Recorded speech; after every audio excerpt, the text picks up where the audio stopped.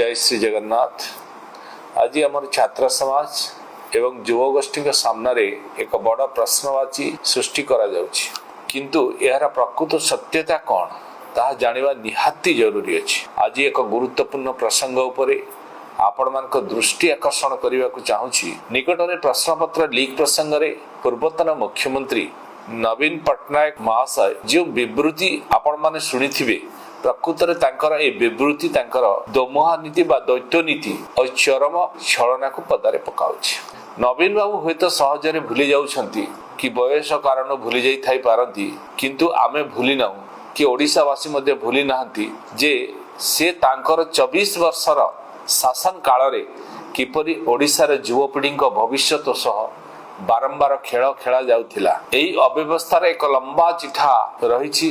2015 मसीह police constable नियुक्ति रे अनियमितता, 2016, 2019 एवं 2022 मसीह क्रमागत भाव में ओटीईटी प्रश्न पत्र लीक, 2018 मसीह मैट्रिक प्रश्न पत्र लीक, 2019 मसीह मैट्रिक परीक्षार ओडिया पेपर परीक्षा पूर्व बाहर प्रगट हेबा एवं एएसओ नियुक्ति परीक्षा व्यापक अनियमितता, 2023 मसीहा ओएसएससी जूनियर इंजीनियर परीक्षा प्रश्न पत्र लीक एवं ओएसएससी अकाउंटेंट परीक्षा पेपर पत्र लीक। एभली अनेक कला अध्याय तांको सरकार सह जोड़ी होई रही। मु आज पूर्वतन मुख्यमंत्री को एक स्पष्ट प्रश्न पचारिबा को चाहे।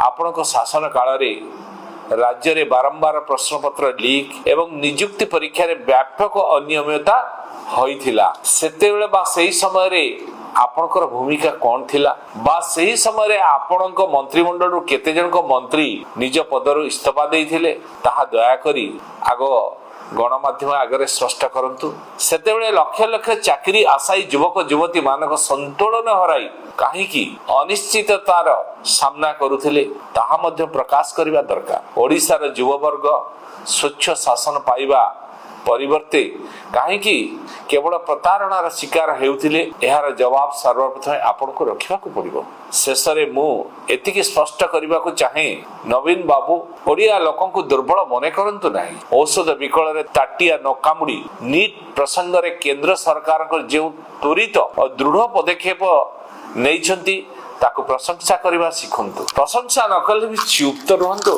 निजर राजनैतिक स्वार्थ साधन पाई एभली सस्ता और मूल्यहीन विवृत्ति प्रदान निवृत्त रुहंतु, कारण यह तक सभा दिसु नहीं। 2014 रु 2024 मध्य भारतीय शिक्षा क्षेत्र रे आसी अभूतपूर्व परिवर्तन। उपनिवेशवादी मानसिकतार मुक्त होई आजिर शिक्षा व्यवस्था नूतन शिखर छुईछि।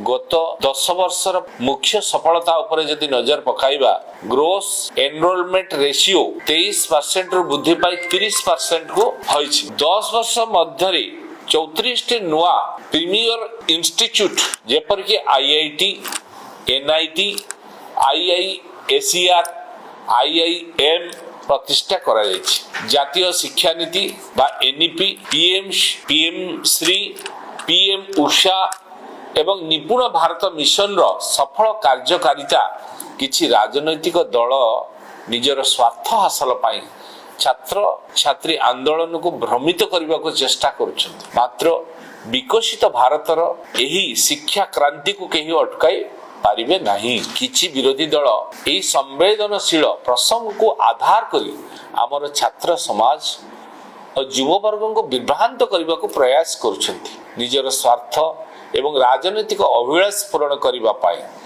युवपीढ़ी भविष्य को नहीं खेल खेलुछन्ति। मु आमर प्रिय युवक साथी मान को अनुरोध करुछि, एभली भ्रांत प्रचार एवं राजनैतिक प्ररोचना रे सेमाने पड़ंतु नहीं कि आसंतु नहीं। सत्य को जानंतु, बुझंतु एवं निजर भविष्य को सुरक्षित रखंतु एवं विकसित भारत सहित विकसित ओडिशा गठन स्वप्न को साकार करंतु। मोर युवक भाई भौणी मान को मोर एथिके मात्र भल पाइबा एवं ताक पाखर आशा, ताक पाखर विश्वास मध्य निश्चित भाव सत्य को सामना करंतु। वंदे मातरम। भारत माता की जय। भिडियो गुड़िक आपण मानक भल लगुले आम चैनल को सब्सक्राइब करने सह लाइक शेयर करने को भूलंतु नहीं।